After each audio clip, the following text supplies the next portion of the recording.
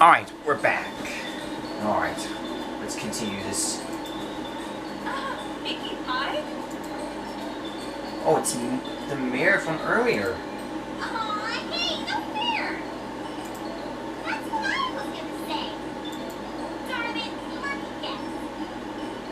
How did she know that the narrator is talking? It's saying that you witnessed the impossible from her tale. Pinkie produced a large glossy blue cannon with flowers printed on the wheels.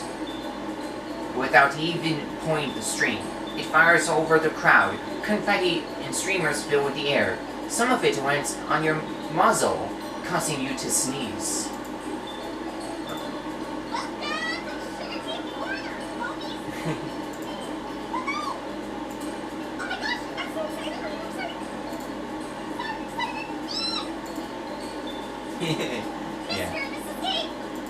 They're here! The door to the bakery opens, allowing the first scent of sweets and pastries to flow over every pony. Your salivary issues worsen as the owners stand and wave.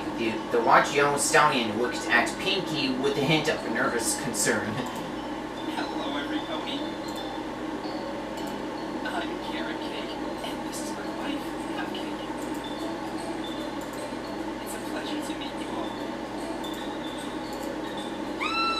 Go, Mr. Cake! Sell it! Mr. Cake blushes, raising a hoof to clear his throat. And I'm sure you all met our very talented helper, Pinkie Pie. We're hard at work preparing for the baby. Years. Every pony to enjoy well. So hard. Come in for a moment and try some of our delicious treats. The crowd claps their hooves against the clubstone as they cheer. Pinkie zooms past the cakes in a blur of color, startling the couple. They each share that same worried expression as they watch over her.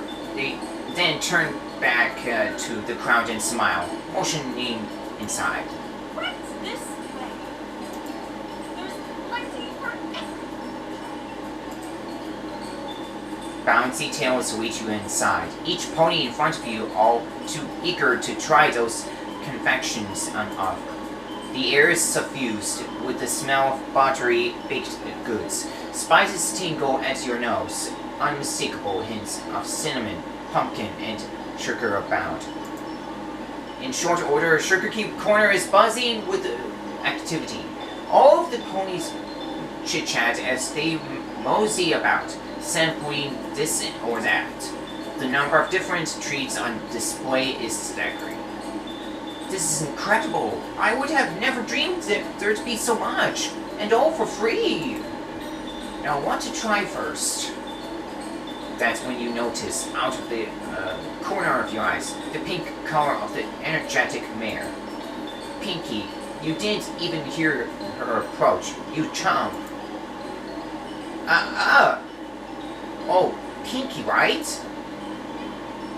Yeah, that's me, the one and only.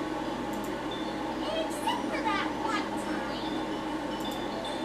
Pinkie stares off into space for a few seconds, her tail giving a twitch. She comes back to herself with a snap. You didn't forget about me already, did you? No, I don't think I could if I tried. Pinkie grins at you, wiggling her brows as she watches you squirm. Anyways, it's good to see you again so soon after last time. The pink mare giggles. With a flourish, she reveals a treat for her name, from her mane. Sorry. Here, try this one. It's special, just for you. She offers you a elaborate-looking cupcake. It's covered in confetti-shaped sprinkles, buttercream frosting, and swirled with a dollop of whipped cream.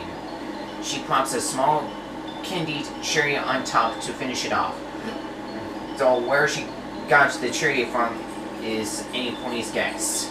Sorry about the hiccup, by the way. Oh, wow! Thank you, Pinkie. It looks wonderful. Enjoy! Pinkie leaves you alone for a moment, zipping across the store to help direct other ponies to a variety of different treats.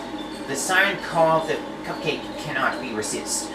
With a flurry of motion, you unwrap the cupcake and devour it. Your body jerks at the rush of flavor. The taste is out of this world.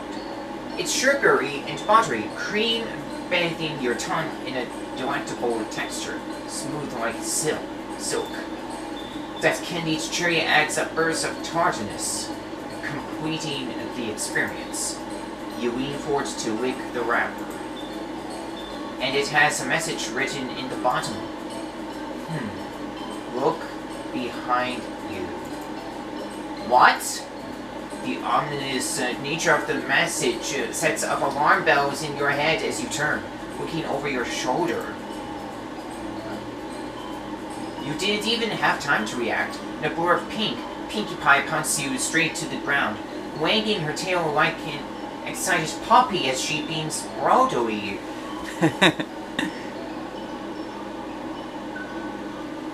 You don't say!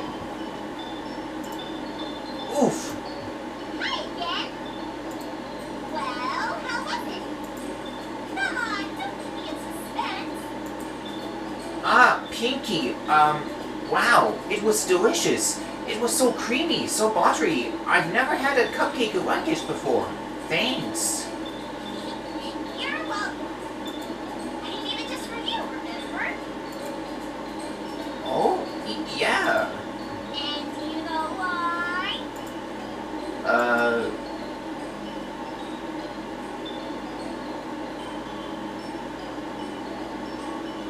Because you... Is it because you like me? Well, of course I like you. You're my new bestest friend. Pinkie pulls you halfway off the ground, hugging you tight to her belly. She releases you right after, letting you flop out once more. But that's not it. Come on, you can do it. Yes, yes.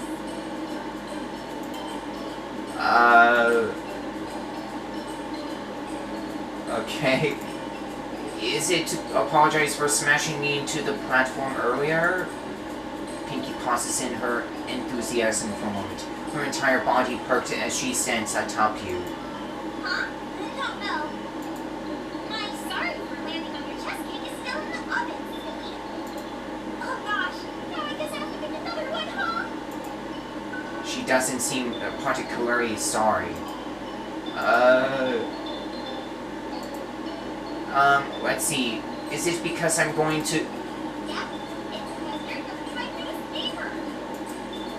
The pink mirror bounces away then, giggling gleefully. With a breath, you rise yourself on the floor, watching after her. Pinkie bounces away from you, hopping into the middle of the room, startling several of the pastries lovers in the process. Okay.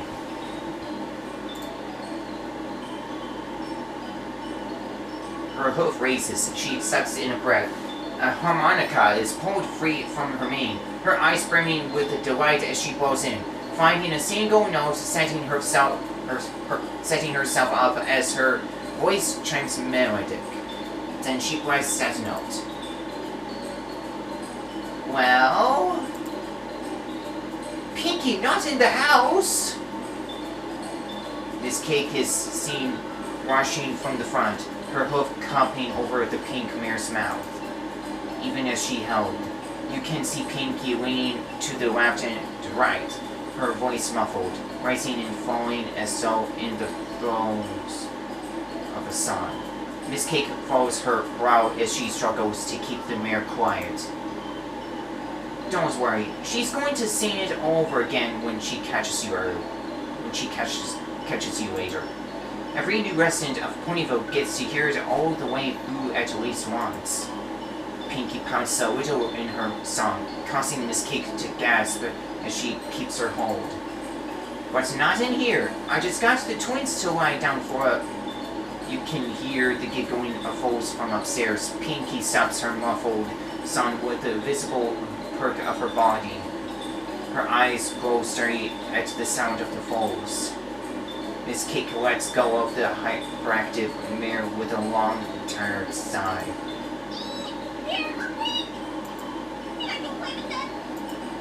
Pinkie all but vibrates in excitement. I can take over in the kitchen. Oh, don't worry about the kid. I got one of the best cooks in town on the job. You can't use 3 eggs in that recipe. Pinkie shrugs with a smile. Don't worry, Missy. He's a really fast learner. I promise. To your bewilderment, Mr. Cake enters the main room with a small alligator clamped to his face. Pinkie snapping back with the biggest grin on her face. He sits down and tries to pry him off. The gator seems to have a pretty firm grip. You shudder, imagining yourself in that situation. got me!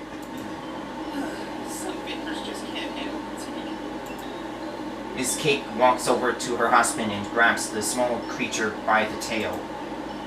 Like operating the lock on a pair of pliers, she pushes the alligator's tail down, making him release his grip.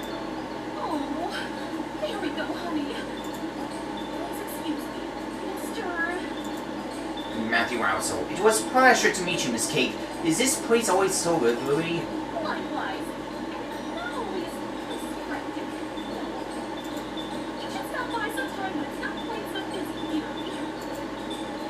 Miss Cake moves back to the kitchen, helping her husband as the little alligator waddles over to Pinkie. The pink mare scoops the alligator up with her tail. We've got some babies to play with. Gummy, as he's called, chomps onto Pinkie's tail as she zooms past all of the on-looking ponies and heads upstairs. What a curious name for an alligator, Gummy.